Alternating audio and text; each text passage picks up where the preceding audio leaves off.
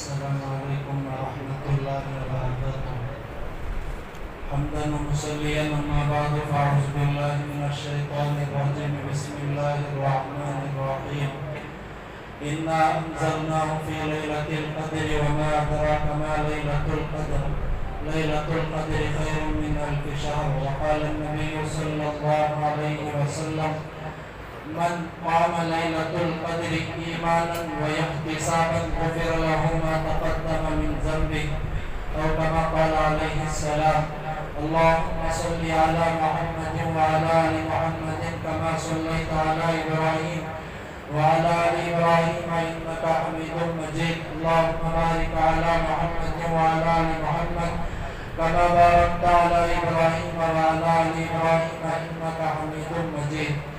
محترم سامعین برادران عزیز، تین باتیں عرض کرنی ہے. پہلی بات یہ کہ شب قدر کی فضیلت کتنی بڑی، اور دوسری بات یہ کہ صبر ایک بہت بڑی چیز ہے، اور تیسری بات ختم قرآن کے موقع پر دعا کی قبولیت ہے.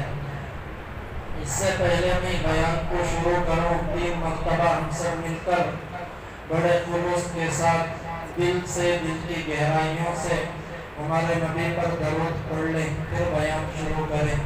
اللہم صلی علی محمد وعلی آلہ واصحابہ. اللہم صلی علی محمد وعلی آلہ واصحابہ. اللہم صلی علی محمد وعلی آلہ واصحابہ. برادران عزیز، رمضان المبارک کا مہینہ بڑی برکتوں والا مہینہ ہے، اور اس میں بھی آخری عشرہ اور برکتوں والا. رمضان المبارک کی جو خصوصیت بیان کی گئی، اس میں سے ایک خصوصیت یہ بھی ہے کہ اس میں شب قدر پائی جاتی ہے. شب قدر کے بارے میں اللہ نے فرمایا یہ 1000 مہینوں سے زیادہ افضل ہے، اس لیے کہ اس رات میں حضرت جبرائیل امین علیہ السلام فرشتوں کی ایک جماعت کے ساتھ زمین پر اترتے ہیں. یہ رات سراپا سلامتی ہے. اس رات کے اندر قرآن نازل ہوا ہے. اس رات میں فیصلے ہوتے ہیں کہ آئندہ کس کو کتنا رزق ملے گا، اور آئندہ شب برات یا شب قدر آنے سے پہلے کون دنیا سے رخصت ہو جائے گا، اور کس کے یہاں بچہ بیٹا یا بیٹی پیدا ہوگی. اور اس رات کے بارے میں فرماتے ہیں کہ یہ عزت والی، شرافت والی، بزرگی والی، احترام والی رات ہے. تو دیکھیں، یہی رات جس کے بارے میں حضرت ابن رجب حنبلی فرماتے ہیں کہ اگر تم دیکھو کہ تاپ رات جمعے کی رات سے مل رہی ہو تو تم یقین کر لو کہ یہ رات شب قدر ہے.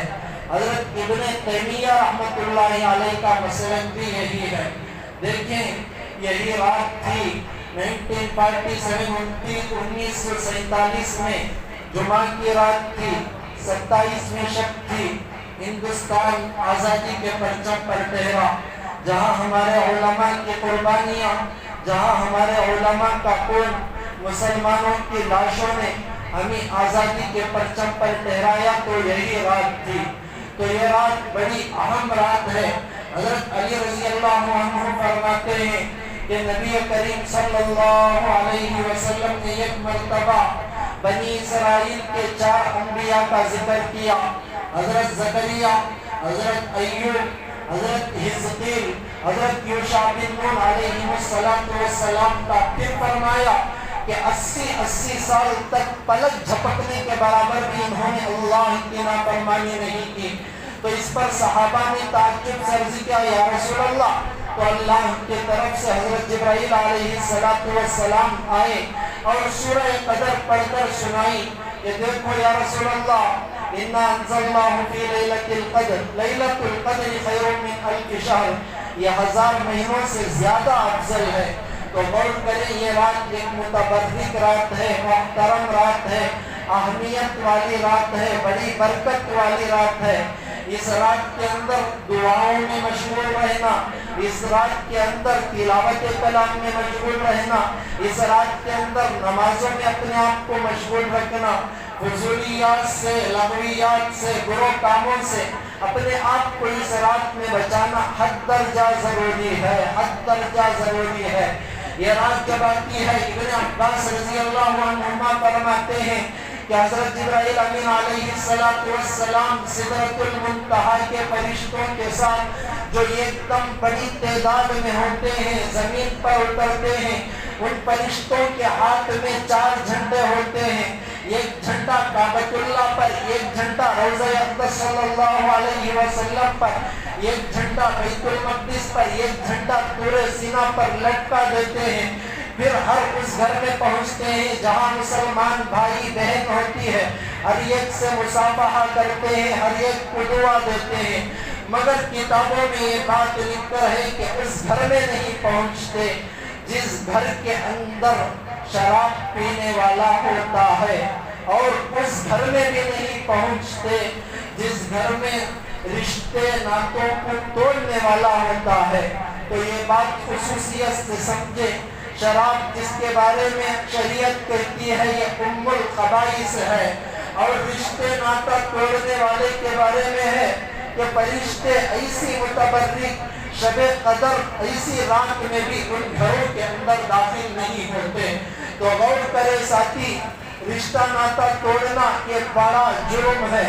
اگر رشتے ناتے کو بچانا ہو تو میں نے دوسرا عنوان کہا تھا کہ صبر کی ضرورت ہے، برداشت بزدلی نہیں ہے، برداشت ایک طاقت ہے، برداشت بزدلی نہیں ہے، برداشت کرنے سے اللہ کا قرب حاصل ہوتا ہے، برداشت بزدلی نہیں ہے، اس سے اللہ کے نبی کا قرب حاصل ہوتا ہے، برداشت بزدلی نہیں ہے، برداشت کرنے سے اللہ کی طرف سے اونچا مقام ملتا ہے۔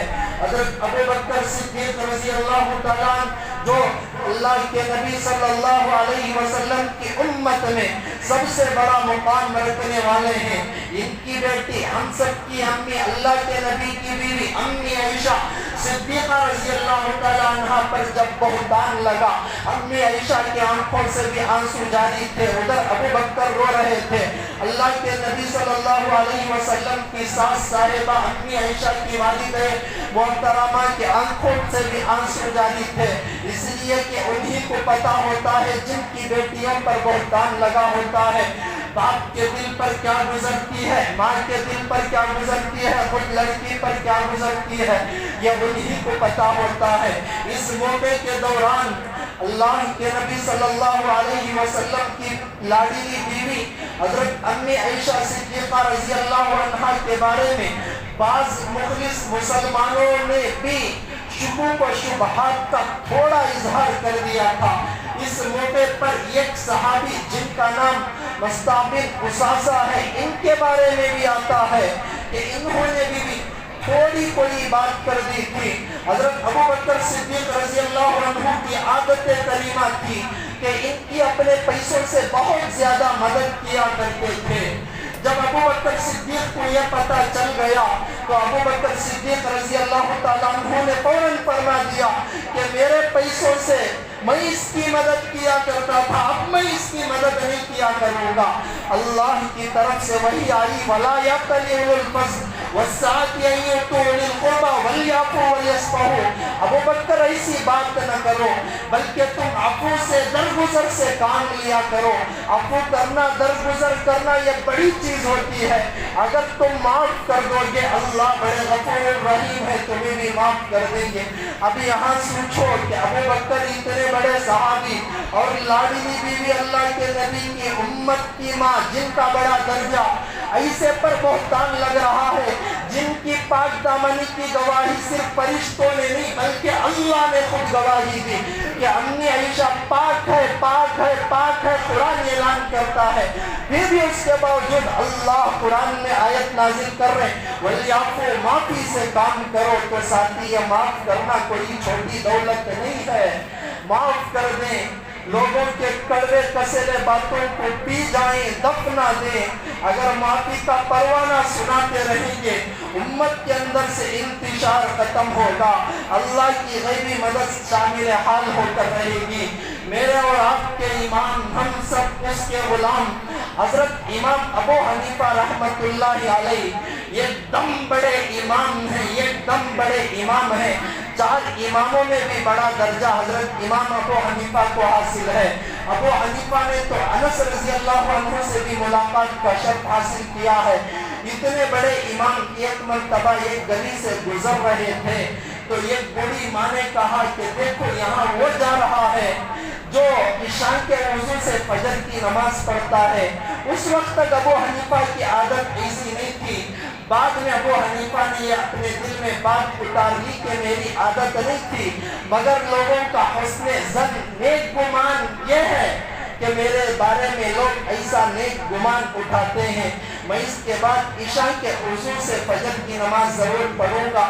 کتابوں میں لکھ کر ہے 40 سال تک عشاء کے وضو سے فجر کی نماز امام ابو حنیفہ نے ادا کی۔ ایک مرتبہ انہی کے دور میں دو آدمیوں میں بحث اڑ گئی کہ سفیان ثوری زیادہ صبر کرنے والے ہیں یا امام ابو حنیفہ صبر کرنے والے ہیں۔ ایک نے کہا سفیان ثوری، دوسرے نے کہا ابو حنیفہ۔ بحث بڑھ گئی، دونوں نے کہا کہ ہم امتحان لیں گے۔ ایک ابو حنیفہ رحمۃ اللہ علیہ کے بارے میں جانتا تھا کہ دیکھو امام ابو حنیفہ رات بھر اللہ کی عبادت کرتے ہیں، عشاء کے وضو سے فجر کی نماز پڑھتے ہیں۔ امام ابو حنیفہ کی تجارت بھی تھی، خرید و فروخت کی بھی عادت تھی۔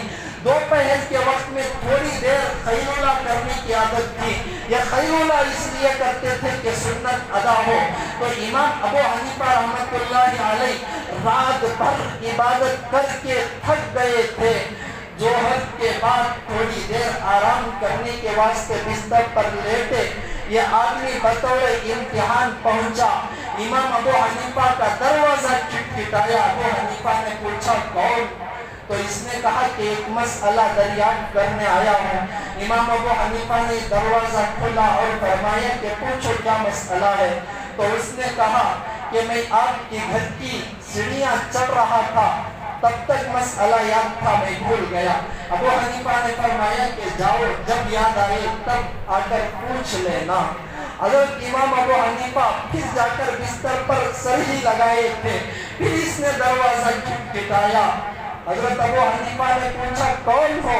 تو اس نے کہا کہ میں ہی ہوں۔ ابو حنیفہ آئے، دروازہ کھولا، پھر پوچھا کہ بتاؤ مسئلہ کیا؟ اس نے کہا کہ آپ کا دروازہ کھٹکھٹانے تک مجھے خیال تھا، آپ آتے ہی میں فوراً مسئلہ بھول گیا۔ ہم ہوتے تو کتنا غصہ آتا، رات بھر جاگ کر دن میں کوئی بیوی بھی کچھ بات کر دیتی، فوراً بدلہ لے لیتے ہیں۔ ابو حنیفہ نے پھر فرمایا کہ جاؤ، جب مسئلہ یاد آئے پوچھ لینا۔ پھر جا کر آرام کرنے لگے، پھر دروازہ کھٹکھٹایا کہ میں مسئلہ پوچھنے آیا ہوں۔ ابو حنیفہ آئے، دروازہ کھولا، پھر پوچھا کہ بتاؤ مسئلہ کیا ہے؟ ابو حنیفہ رحمۃ اللہ علیہ سے اس نے کہا کہ ابو حنیفہ بتلاؤ کہ پاخانہ کڑوا ہوتا ہے کیا میٹھا ہوتا ہے؟ یہ لفظ مجھے استعمال نہیں کرنا چاہیے تھا، مگر مجبوراً استعمال کر رہا ہوں۔ ابو حنیفہ نے فرمایا کہ جب تک کچا ہو، تر ہو تو وہ میٹھا ہوتا ہے، جب سوکھ جاتا ہے تو اس میں کڑوائی آ جاتی ہے۔ ابو حنیفہ سے اس نے کہا کہ اتنا دلیل سے کہہ رہے ہو، کیا تم چاک کر دیکھے ہو؟ اب ایسی بات اگر ہم سے کوئی کرے، تھوڑے تھوڑے کو ہم سے برداشت نہیں ہوتا، رشتے ناتے ایسے ہی ٹوٹ رہے ہیں کہ برداشت ہم میں نہیں ہے۔ میں اسی لیے کہہ رہا ہوں برداشت بزدلی نہیں ہے۔ ابو حنیفہ برداشت کیے، ساری دنیا کے امام بنے۔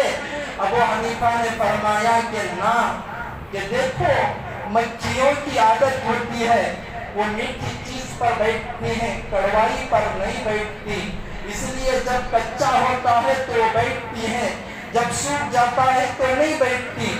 ابو حنیفہ نے جب یہ سمجھا کر بات کی تو اس نے کہا کہ ابو حنیفہ ہمارے درمیان میں بحث ہو گئی تھی، میں بطور امتحان آپ کے پاس پہنچا تھا کہ آپ صبر والے ہیں یا سفیان ثوری صبر والے ہیں، میں آپ کا صبر دیکھنا چاہتا تھا، آپ کے صبر کو میں جان لیا کہ آپ بہت بڑے صابر ہیں۔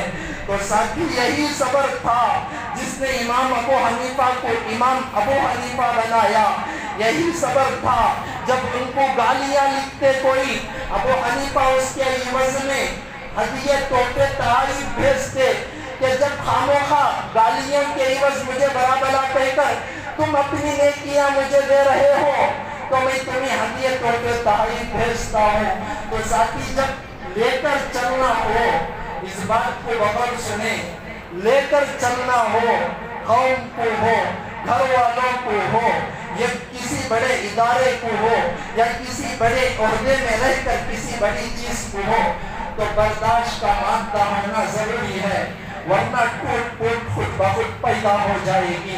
حضرت پیر ذوالفقار فرماتے ہیں کہ جہاں تم دیکھو کہ توڑ ہو رہا ہو، جڑنے کا کوئی راستہ نظر آ رہا ہو، تو تم غور کر لینا کہ وہاں اخلاص نہیں ہے۔ جہاں اخلاص ہوگا وہاں توڑ کی جگہ بھی اللہ جوڑ پیدا فرما دیں گے۔ تو ساتھی واقعات سے ہمیں سبق ملتا ہے، سب کو لے کر چلنا ہو تو بڑی چیز یہ ہے کہ ہم درگزر کر لیں، اور درگزر کرنے کے بعد کوئی کڑوی کسیلی بات کر دے تو اس کا جواب بھی ہم نہ دیں، اس کا جواب بھی ہم نہ دیں، بس چھوڑ دیں۔ اگر یہ دو علامتیں ہیں، پہلا معاف کرنا، درگزر کر دینا، دوسرا غلط کا جواب نہیں دینا، خاموشی سے ہم چلے جانا، اگر یہ دو چیزیں آ جائیں تو اللہ ہم سے وہ کام لیں گے جو ہمارے دماغ میں، ہمارے ذہن میں بھی نہ ہوگا۔ اللہ نے ابو حنیفہ سے کام لیا، اللہ نے قاسم نانوتوی سے کام لیا، اللہ نے اشرف علی تھانوی سے کام لیا، اللہ نے سلطان ٹیپو شہید سے کام لیا، اللہ نے اجمیری سے کام لیا، اللہ نے اورنگزیب عالمگیر سے کام لیا۔ ان سب کی تاریخوں کو پڑھنے کے بعد میں کہتا ہوں کہ ہمارے دل میں بھی، چاہے تھوڑا بات میں دینا مہربانی کر کے، بھائی صاحب چاہے ذرا خود کے بات میں لگا دیں، تو بہرحال میں یہ بات عرض کر رہا ہوں، غور کر لیں میرے ساتھی کہ برداشت ہوگا۔ ہمارے اکابرین کی تاریخ کو پڑھو، اکابرین کی تاریخ سے ہمیں سبق ملتا ہے کہ برداشت ہوگا، اللہ کہیں سے کہیں پہنچائیں گے۔ تو میرے کہے برداشت کرنے کی صفت پیدا کریں۔ اور تیسری بات یہ میں نے کہا کہ جب ختم قرآن ہوتا ہے تو اس وقت شرط قبولیت دعا پاتی ہے۔ آج 19ویں رکعت میں قرآن مکمل ہوا، 20ویں رکعت میں دوسرا قرآن شروع ہوا۔ حضرت مفتی شفیع رحمۃ اللہ علیہ فرماتے تھے کہ قرآن ختم کرنے کی چیز نہیں ہے، بلکہ زندگیاں قرآن میں ختم کرنے کی چیز ہیں، اور اللہ کی یہ سنت ہے جب ختم قرآن ہوتا ہے تو اس موقع پر دعا قبول ہوتی ہے۔ اب دیکھیں آج کی رات میں ہمارا قرآن مکمل ہوا، ایسے تو دوسرے راتوں میں بھی قرآن ختم کرنے کی اجازت ہے، اگر کوئی 21 کو کرے، 23 کو کرے یا 25 کو کرے، سب کی اجازت ہے، مگر آج کی رات میں دلیل سے بات کر رہا ہوں۔ تقی عثمانی صاحب نے بھی لکھا ہے جو دنیا کے بڑے عالم ہیں، آج کی رات میں قرآن کو ختم کرنا فضیلت زیادہ رکھتا ہے دوسرے دنوں کے مقابلے میں، اس لیے کہ آج کے رات کے بارے میں یہ آخری عشرہ چل رہا ہے، اور راتوں میں بھی طاق رات ہے، اور طاق راتوں میں بھی وہ رات ہے جس کے بارے میں معاویہ نے فرمایا رضی اللہ عنہ یہی رات شب قدر ہے، جس کے بارے میں عمر نے فرمایا کہ یہی رات شب قدر ہے، جس کے بارے میں حضرت عبدالقادر جیلانی نے فرمایا کہ یہی رات شب قدر ہے، جس کے بارے میں ابی بن کعب نے قسم کھا کر فرمایا یہی رات شب قدر ہے، جس کے بارے میں شاہ عبدالعزیز نے فرمایا یہی رات شب قدر ہے۔ بطور دلائل حضرت نے یہ بات بھی پیش فرمائی کہ دیکھو لیلۃ القدر، لیلۃ القدر، لیلۃ القدر 3 مرتبہ ایک سورت کے اندر آ کر ہے، 3 کو ہر ایک میں 9 حرف ہیں، اگر 9 کو 3 میں ضرب دے تو 27 بنتے ہیں، تو یہ 27ویں شب ہی شب قدر ہے۔ اس کو بیکاری میں نہ گزارے بلکہ عبادت میں گزارے۔ دیکھیں عبادت کے ساتھ ساتھ یہ رات دعا کی قبولیت کی ہے، ادھر قرآن بھی ختم ہوا، ادھر ہمارے پاس تاثرات بھی، اور 27ویں شب بھی چل رہی ہے۔ دعا کو اس کے اصول و آداب سے کیا جائے۔ عبداللہ بن عمر کی عادت تھی کہ جب قرآن کریم ختم ہوتا اپنے سارے گھر والوں کو جمع کر کر دعا کرتے اور فرماتے یہ وقت دعا کی شرط قبولیت کا ہے، تو دعا میں شروع میں اور آخر میں درود شریف پڑھا جائے۔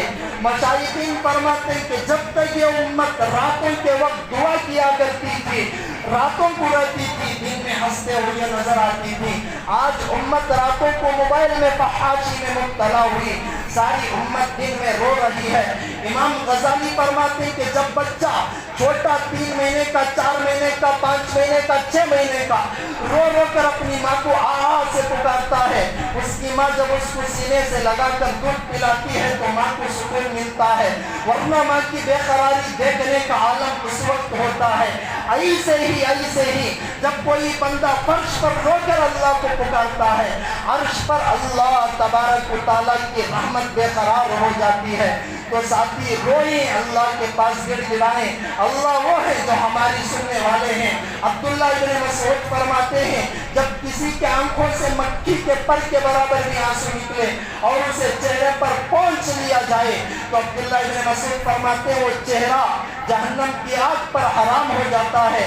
آگے بات یہ بھی ہے کہ 7 سمندر مل کر جہنم کی آگ کو بجھا نہیں سکتے، صرف اور صرف اللہ کے یہ بندے کے آنکھوں سے نکلا ہوا اللہ کے ڈر سے یہ قطرہ جہنم کی آگ کو بجھا دیتا ہے۔ تو ساتھی روئیں، اللہ سے گڑ گڑائیں۔ ایک واقعہ بتا کر میں بات کو ختم کر دوں گا۔ حضرت شاہ عبدالعزیز رحمۃ اللہ علیہ بڑے اللہ والے گزرے ہیں۔ شاہ ولی اللہ محدث دہلوی کے بیٹے تھے، بڑا مقام بھی اللہ نے ان کو دیا ہے۔ شاہ عبدالعزیز کے بارے میں آتا ہے، شاہ عبدالعزیز رحمۃ اللہ علیہ کے دور میں ایک آدمی مسافر کہیں جا رہا تھا، راستے میں ایک شخص کا نزع کا عالم تھا، تو یہ آدمی اس آدمی کے پاس بیٹھ کر تھوڑی بات کی۔ اس آدمی کا انتقال ہونے کے بعد یہ مسافر شخص اسے گیا، لوگوں کے ساتھ مل کر دفنایا۔ دفنانے کے وقت قبر میں یہی آدمی اترا ہوا تھا، جو ہی اترا تو اس کی ایک اہم چیز جیب سے نکل کر قبر میں گر گئی اور اسے پتہ بھی نہیں چلا کہ کیا گرا ہے۔ بعد میں جب تدفین ہو گئی، تھوڑی دور گیا کے بعد دیکھتا ہے کہ میری فلاں اہم چیز گر گئی ہے، زندگی کا سامان ہے۔ فوراً واپس گیا تو قبر کو تھوڑا کھودا تو قبر میں ایک قسم کی آگ لگ رہی تھی، اور آگ لگنے سے اس کے ہاتھ کو بھی تھوڑا آگ لگی۔ آگ کے ہاتھ کو لگنے سے ہاتھ میں ایک قسم کی سوزش جسے ہم جلن کہتے ہیں شروع ہو گئی۔ مختلف قسم کے علاج و معالجے ہوئے مگر اس کا کوئی علاج نہ ہوا۔ لوگوں نے کہا کہ شاہ عبدالعزیز ایک محدث ہے، ان کے پاس پہنچ کر یہ شکایت کرو۔ شاہ ولی اللہ محدث کے بیٹے شاہ عبدالعزیز محدث دہلوی دہلی میں رہتے تھے، یہ حضرت کے پاس آیا اور آ کر کہنے لگا کہ ہاتھ میں ایسا حصہ ہو گیا اور ہاتھ کی جلن کم نہیں ہوتی۔ شاہ عبدالعزیز محدث دہلوی رحمۃ اللہ علیہ نے ایک مرتبہ سورہ فاتحہ پڑھ کر دم کی، پوچھا کہ اب درد کم ہے؟ اس نے کہا نہ۔ دوسری مرتبہ پڑھ کر دم کی، اب پوچھا جلن کم ہے؟ نہ۔ تیسری مرتبہ پڑھ کر دم کی، پھر پوچھا جلن کم ہے؟ نہ۔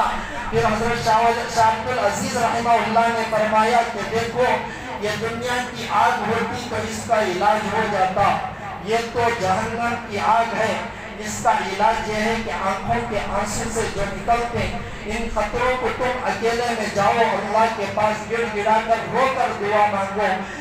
جب تمہارے آنکھوں سے آنسو آ جائیں تو ان آنکھوں کے آنسو کو تم اس ہاتھ پر مل دینا، انشاءاللہ تھوڑی دیر میں تمہارے ہاتھ کی سوزش جلن ختم ہو جائے گی۔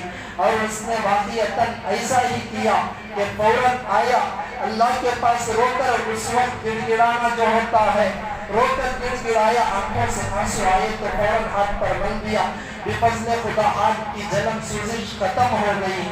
جو ہی ختم ہوئی لوگوں میں ایک قسم کی تشہیر ہوئی۔ تو دیکھیں ساتھی اشرف علی تھانوی بھی فرماتے کہ جب ہمارے آنکھوں سے آنسو نکلے تو فوراً سارے چہرے پر مل لیں، اس سے جہنم کی آگ ہم پر، ہمارے چہرے پر حرام ہو جاتی ہے۔